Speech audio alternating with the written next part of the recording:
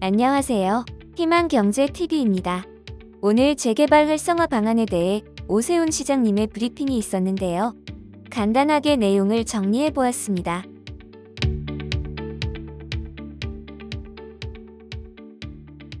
첫 번째, 2015년 주거정비지수제 도입이 재개발 구역 지정의 장애 요인으로 작용하였는데 앞으로는 법적 요건만 충족하면 구역 지정이 가능하도록 주거정비지수제를 전면 폐지하겠다고 합니다.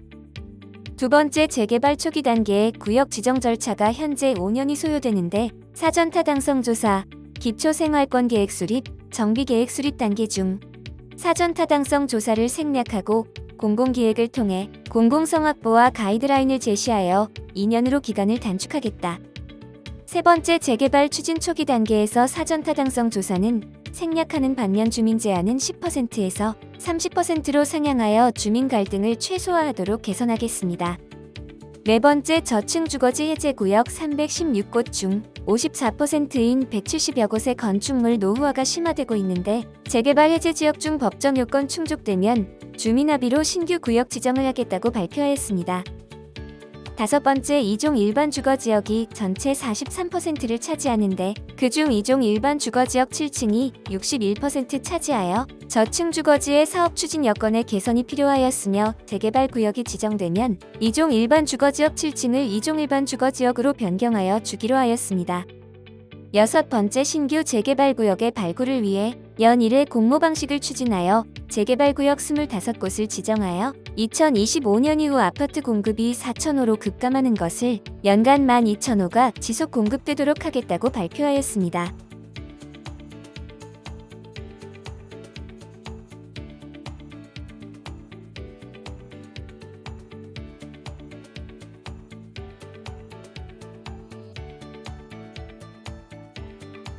(5월 26일) 서울시에서 발표한 현장 보시죠. 네, 존경하는 서울시민 여러분, 서울시장 오세훈입니다.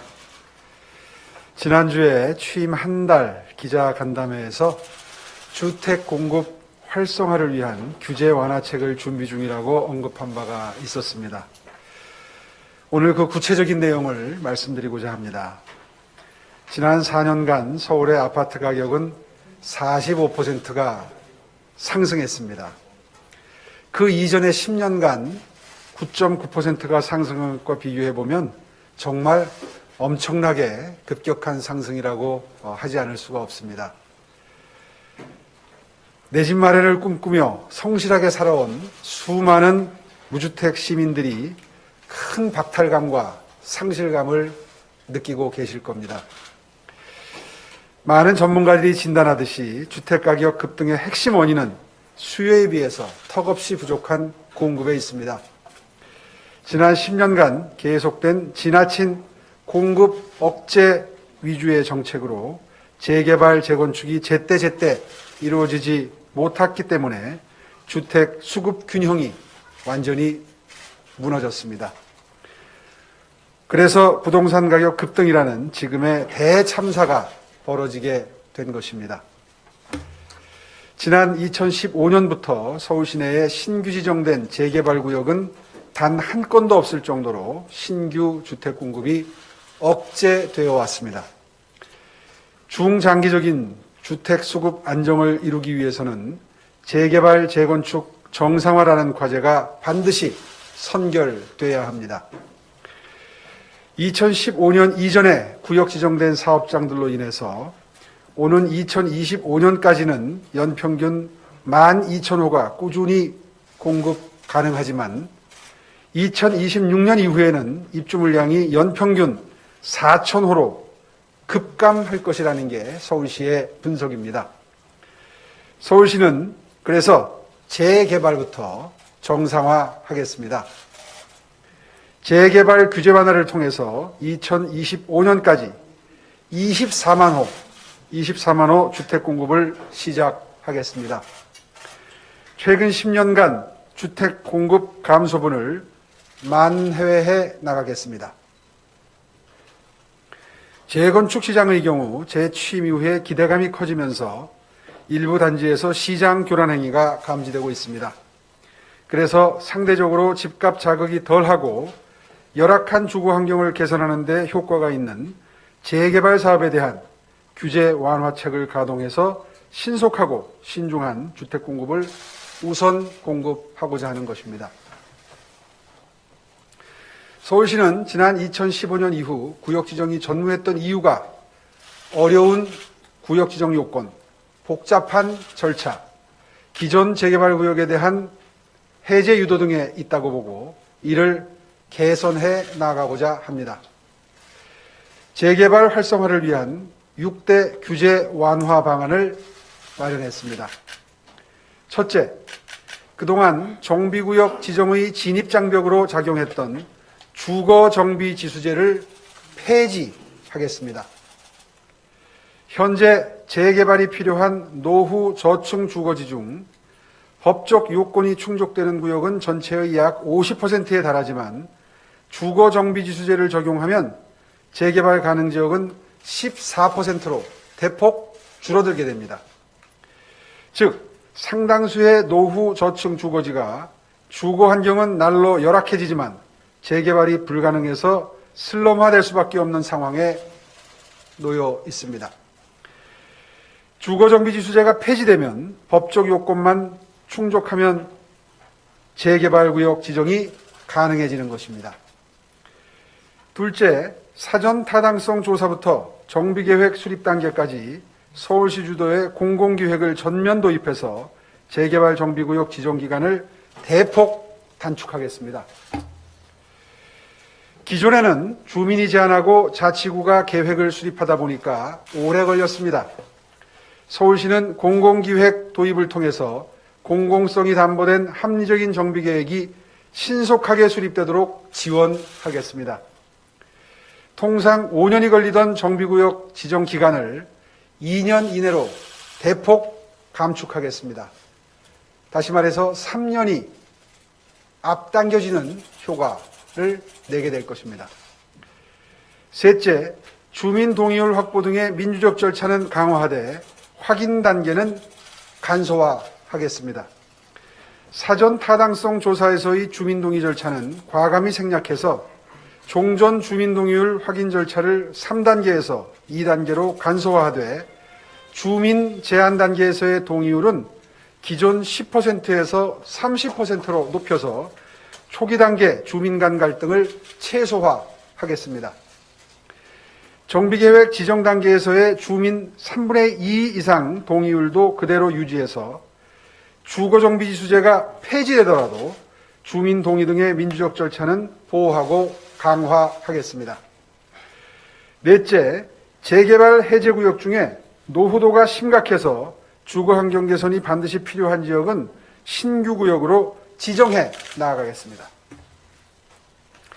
서울시가 재개발 해제구역을 대상으로 실시한 실태조사 용역에 따르면 저층 주거지 해제구역 총 316곳 중에 54%인 170여 곳이 건축물의 노후화가 심화돼서 주거환경 개선이 필요한 것으로 나타났습니다.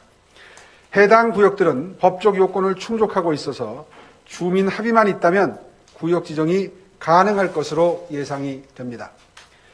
다섯째, 2종 일반 주거지역 중 7층 높이 제한을 적용받고 있는 지역은 2종 일반 주거지역으로 완화하겠습니다. 현재 서울시의 2종 일반 주거지역은 전체 주거지역의 약 43%를 차지하고 있고 그중 2종 7층 지역은 약 61%에 달해서 전체 주거지역에서 상당한 비중을 차지하고 있습니다. 따라서 재개발을 통한 주거환경 정비가 필요하다고 판단되는 2종 7층 지역에 대한 규제 완화가 이루어지면 주택 공급 확대에 상당한 효과가 있을 것으로 예상됩니다. 끝으로 구역 지정을 활성화하고 시민들의 요구를 신속하게 파악하기 위해 매년 재개발구역 지정 공모를 추진해 나가겠습니다. 재개발이 필요한 노후 불량 주거지역을 연 25개 이상 추가 발굴해서 구역 지정을 추진해 나아갈 계획입니다. 앞서 말씀드린 2026년 입주 물량 급감 우려를 해소하고 연 12,000호가 지속적으로 공급되기 위해서는 그 2배 이상인 2만 6천 호에 해당하는 25개소 이상의 구역 지정이 필요합니다. 이렇게 되면 재개발이 필요한 지역을 적극적으로 발굴하면서 구역 지정의 예측 가능성을 높이고 시민들의 관심도도 제고할 것으로 기대됩니다. 각 자치구청장께도 협조를 요청드리는 바입니다. 이러한 공모계획을 인지하시고 미리 자치구별 주택 수급 계획을 분석해서 재개발이 반드시 필요한 구역을 조사해 참여하신다면 재개발을 통해 적절한 시기에 주민들의 의사가 반영된 주택 공급이 이루어지는 게 가능할 것으로 판단됩니다. 서울시는 이번 규제 완화 대책 시행을 위한 제도 변경 절차로 오는 10월까지 주거정비지수제, 구역 지정 절차 등이 담긴 도시 및 주거환경정비 기본계획의 변경을 마무리할 계획입니다. 이번 대책은 주택가격 급등에 대응하기 위해서는 양질의 주택 공급이 필요하다는 사회적 공감대를 바탕으로 마련됐습니다. 실효성 있는 제도 개선이 이루어질 수 있도록 시의회의 협조를 요청드리는 바입니다. 서울시는 재개발 규제 완화와 함께 투기 방지 대책도 병행 추진해서 부동산 시장 안정화를 도모해 나아가겠습니다. 재개발구역 지정을 공모할 땐 다세대 신축 등 지분 쪼개기 방지를 위해서 공모일을 주택 분양 권리가 결정되는 권리 산정 기준일로 고시함으로써 고시일 이후에 투기 세력의 분양권 취득을 위한 지분 쪼개기를 원천 차단하겠습니다. 또한 재개발구역 후보지가 선정되면 분양권이 없는 신축 행위를 제한하는 건축 허가 제한, 실소유자만 거래가 가능하도록 하는 토지거래 허가구역 지정 등의 조치를 다각도로 취하겠습니다. 서울시는 부동산 시장 교란 행위에 대해서는 일벌백계의 원칙을 분명히 한 바가 있습니다. 앞으로도 이러한 확고한 원칙하에 필요하다면 서울시의 권한을 총동원해서 추가 대책도 지속적으로 강구해 나아가겠습니다. 더불어 재건축도 국토부와 협의가 끝나는 대로 좀 더 강력한 부동산 안정화 대책을 마련하고 그 기반을 바탕으로 재건축 주택 공급 로드맵을 발표하겠습니다. 서울시는 이번 규제 완화 방안으로 재개발을 통해 2025년까지 연평균 2만 6천 호, 총 13만 호를 공급하겠습니다. 그리고 추후 발표할 재건축 정상화 방안을 통해서는 2025년까지 연평균 2만 2천 호, 총 11만 호를 공급하는 등 재개발, 재건축을 통해서 오는 25년까지 총 24만 호 공급을 추진해 나가겠습니다. 서울의 최대 민생 현안인 서울 시민의 주거 안정을 이루는 데 모든 역량을 집중해 나가겠습니다. 감사합니다. 네, 이어서 기자단 질의응답 시간을 갖도록 하겠습니다. 많은 기자분들께서 온라인으로 질문을 주셨습니다. 먼저 머니투데이 박윤영 기자의 질문입니다. 두 가지 질문을 주셨는데요. 먼저 주거정비 지수제 폐지로 기존 공공재개발이 위축되는 것은 아닌지요. 그리고 두 번째 질문은요. 아울러 주거정비 지수제 폐지 시 재개발 구역 신청이 본물처럼 쏟아질 것 같은데 신청하면 다 지정해 주는지 궁금합니다. 예, 아주 좋은 질문 해주셨는데요. 공공 재개발이 오늘 발표로 인해서 위축될 가능성은 적다고 생각을 합니다. 공공 재개발도 역시 오늘 발표된 이 완화 방안에 대해서 같은 조건으로 적용이 되겠지요. 그렇기 때문에 오늘 발표한 것이 민간 재개발만 활성화하고 공공 재개발은 억제한다. 이렇게 보기는 쉽지 않을 것 같습니다. 어차피 선택은 민간에서 이루어지는 것이겠죠. 뭐 그런 관점에서 이 공공 재개발과 민간 재개발이 상호 보완하고 또 경쟁하면서 주민들의 선택에 의해서 앞으로 신규 주택을 공급하는 좋은 루트로 방법으로 기능하게 될 것이다. 이렇게 말씀드리는 게 아마 정확한 전망이 될 것 같습니다. 그 다음에 두 번째, 이 주거정비주제를 폐지하면 신청이 굉장히 처음에 많이 들어오지 않겠느냐. 물론 그 신청이 당분간 늘어날 것은 예측이 됩니다. 그런데 지금까지와는 달리 그 처음에 초기 단계에서 10%의 동의율이 적용되던 게 오늘 발표드린 대로 30%가 적용이 됩니다. 동의율이. 그러니까 동의율이 상향 조정된 거죠. 30%의 동의를 받기 위해서는 시간도 필요할 거고요. 그리고 10%일 때 비해서 좀 더 까다로워진 거죠. 초기 단계가 오히려 더 그러니까 그렇게 신청이 마구잡이로 이루어질 수 있는 상황은 아닐 겁니다. 따라서 30%의 그 초기 동의율이 그런 그 신청이 단시간에 남발될 수 있는 가능성을 좀 줄이지 않을까 그렇게 예측이 됩니다. 예, 다음 질문 드리겠습니다. 아시아경제 김혜민 기자의 질문입니다. 2종 7청 규제 완화는 조례 개정 사항으로 알고 있습니다. 시의회 동에서도 찬반 의견이 많은 것으로 알고 있는데 바로 추진이 가능한 것인지 궁금합니다. 네, 2종 7층 높이 규제가 그동안의 신규주택 공급에 상당한 억제 요소로 장애 요인으로 작용해왔다는 시중의 여론을 반영해서 오늘 이런 그 2종 7층 높이 규제의 해제를 말씀드린 건데 전면적인 해제는 아니지요. 오늘 말씀드린 대로 정비구역으로 지정되는 경우에 한해서 그 지역에 한해서 7층 높이 규제가 해제가 되는 겁니다. 그러니까 전반적으로 서울시내 전체의 2종 7층이 사라지고 그냥 2종 일반 주거지역으로 바뀌는 게 아니라 정비구역으로 지정된 경우에 한해서 해제가 이루어지는 것이기 때문에 아마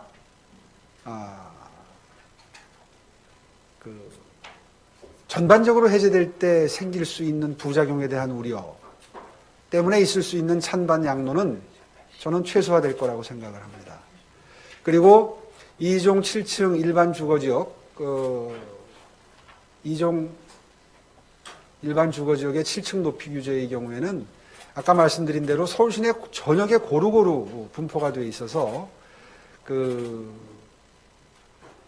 시의원님들께도 상당히 많은 민원이 그동안 쌓여 있을 거라고 생각을 합니다.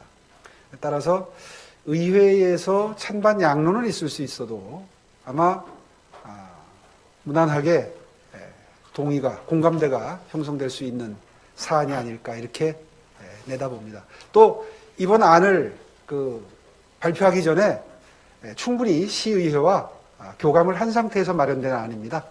그러니까 아마 시의회에서 그렇게 반대가 있을 거라고는 보여지지 않습니다. 네. 예, 이어서 다음 질문 드리겠습니다. 파이낸셜 뉴스의 김동호 기자의 질문입니다. 정부는 공공재개발, 공공주도 직접 정비 사업, 도심 공공복합사업 등 공공주도 개발 방식에 방점을 두는 데 반해 서울시는 민간 재개발 활성화에 방점을 찍은 모양새입니다. 서울시는 정부와 다른 길을 가는 것으로 생각해도 되는지, 국토부와 협의는 어떻게 되었는지 궁금합니다. 예, 이번에 새로 국토부 장관님이 임명이 되셨는데 그분이 인터뷰에서 이런 말씀하셨던 게 기억이 납니다. 민간, 공공, 재건축, 재개발이 상호 간에 상호 보완적인 관계에 있다 이런 표현을 하셨던 걸 제가 기억을 하는데요. 잠시 전에도 언급을 했습니다마는 공공 재개발 내지는 공공 주도의 재개발 또 민간 재개발 이것이 시장에서 다시 말해서 시민 여러분들이 선택에 의해서 길이 선택이 되는 그런 선택의 폭이 넓어지는 거죠. 그렇기 때문에 어느 한쪽이 더 우월하고 어느 한쪽이 더 열등하고 이런 관계가 아니라 그 각각의 조건에 따라서 또 각각의 장단점에 따라서 시장에서 자연스럽게 선택이 이루어지고 그러한 선택이 신규 주택 공급의 좋은 루트로 방법으로 기능할 것이다. 저는 그렇게 봅니다. 예, 다음 질문 드리겠습니다. 문화일보 권성현 기자의 질문입니다. 노후 아파트 재건축에 대한 시민들의 기대감이 매우 높은데 마지막 부동산 정책 브리핑에서 밝힌 투기 방지 대책 마련을 이유로 별다른 조치가 없다. 앞으로 지연되고 있는 재건축 단지는 언제 정상 추진되는지 궁금합니다. 예, 지난번에도 말씀을 드렸던 걸로 기억이 되는데요. 재건축 사업도 속도를 낼 겁니다. 내는데 지금 아시다시피 거래가 많지도 않으면서 간혹 있는 거래들로 인해서 계속 부동산 가격이 오르는 걸로 그렇게 모양새가 되어 있기 때문에 어떻게든 그런 그 부동산 가격의 상승은 막아야 한다는 부동산 시장 안정화에 대한 서울시의 의지가 작동을 해야 되기 때문에 일부 완급 조절은 있을 수 있습니다. 또 선후 그 순위에서 조금 뒤바뀔 수는 있죠. 그러나 80% 이상의 대부분의 재건축 단지는 정상적으로 순항하고 있다. 저희는 그렇게 보고 있고요. 다만 부동산 시장 아까 제가 말씀드린 대로 일부 교란 행위가 잦아들 때까지 약간의 속도 조절과 완급 조절 그리고 순위 조절은 있을 수 있다. 이렇게 말씀드리겠습니다. 부동산 시장 안정화를 위해서 정말 최선의 노력을 다해 나가겠다 하는 의지는 다시 한번 강조해서 말씀드리겠습니다. 예, 이어서 질문은 머니투데이 유엄식 기자의 질문입니다. 선거 토론 때는 지수제 폐지는 아니라고 했는데 폐지를 결정한 이유가 있는지요? 예, 사실 이 지수제가 주거정비 지수제가 그 초기에 진입 장벽이 됐던 건 사실이고요. 그래서 그 관철이 바람직하지 않다 하는 입장은 분명히 가지고 있었습니다. 다만 이거를 일부 조금 좀 개선을 할 것인지 아니면 완전히 폐지할 것인지에 대해서는 취임 이후에 우리 담당 부서와 꾸준히 논의가 이루어져 왔고 결론을 내린 것은 오늘 발표드린 대로 폐지가 바람직하다 할 거라면 차라리 폐지를 하는 게 옳다 하는 담당 부서의 의견이 있었습니다. 그래서 그렇게 결정을 하게 됐습니다. 아마도 아까 말씀드린 대로 초기 입안 단계에서의 30% 동의율이 있기 때문에 아마 폐지를 하더라도 상당히 조절이 될 거고요. 신청 물량이 조절이 될 거고요. 그리고 또 최종적으로 주민 3분의 2 이상 동의율이라는 조건이 유지가 되고 있기 때문에 역시 어떤 그 다수의 주민이 원하는 그런 조건은 그대로 유지가 되는 거기 때문에 역시 그 부분에 대해서도 폐지를 하더라도 크게 급격한 변화는 없을 것이다. 결과적으로는 마찬가지 동의율이니까요. 그런 관점에서 폐지를 해도 부작용은 그지 크지 않을 수 있다. 이렇게 판단을 한 겁니다. 예, 추가 질문인데요. 사업 속도를 높이는 공공기획은 정부 공공주도 개발과 차별성이 뭔지에 대해서도 궁금합니다. 이 부분 우리 주택본부장님께서 답변 좀. 아니, 같이 옆에. 저는 뭐 총론적인 걸 예. 말씀을 드렸으니까 나중에 디테일한 거는 우리 또 본부장이 계시니까 말씀 설명 들으시면 좋겠습니다.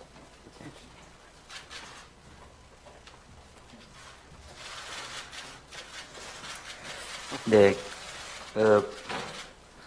머니투데이 유엄식 기자 질문에 대한 답변으로 공공기획이라 하면 저희가 정비계획을 수립하기 전에 정비계획의 공공성을 담보하기 위한 정비계획의 가이드라인으로 설명할 수 있습니다. 이 목적은 성량값 아파트를 개선하고 단지의 특화 디자인을 유도하고 자연 순응형 단지 계획을 하는 그런 효과가 있는 것입니다. 따라서 민간 재개발이랄지 공공 재개발 모두의 공공 기획이 도입될 수 있는 것으로 이해하시면 될 것 같습니다. 예, 다음은 서울경제 노희영 기자의 질문입니다. 두 가지 질문을 주셨는데요. 정부가 공공 재개발을 통해 공급하겠다는 물량과 서울시가 공공기획 재개발을 통해 공급하려는 물량이 중복되는 부분이 있는지 궁금하고요. 그리고 추가적인 부동산 투기 방지책과 재건축 로드맵은 언제쯤 발표하실 계획이신지요? 네, 물량을 저희가 연간 26,000호, 5년간 13만 호 재건축, 재개발 물량을 발표드렸습니다. 이 13만 호 안에는 기존의 민간 재개발 3만이고요. 그 안에 정부하고 같이 발표한 24,000호 공공 재개발 물량이 들어가 있습니다. 그게 3만 호. 그래서 그 민간 재개발 물량과 앞으로 결정될 공공 재개발 물량이 다 포함되어 있다, 이렇게 말씀드리겠습니다. 두 번째는 재건축 로드맵은 그 시장님 말씀하셨듯이 지금 국토부와 추가적인 부동산 안정화 대책을 마련 중에 있고, 대책이 마련이 된 후에 전체적인 재건축 로드맵과 물량을 발표할 계획입니다. 예, 질의응답은 여기서 마치도록 하겠습니다. 계속 질문이 들어오고 있는데요. 그 질문에 대한 개별적으로 답변 드리도록 하고 이상으로 브리핑을 모두 마치도록 하겠습니다.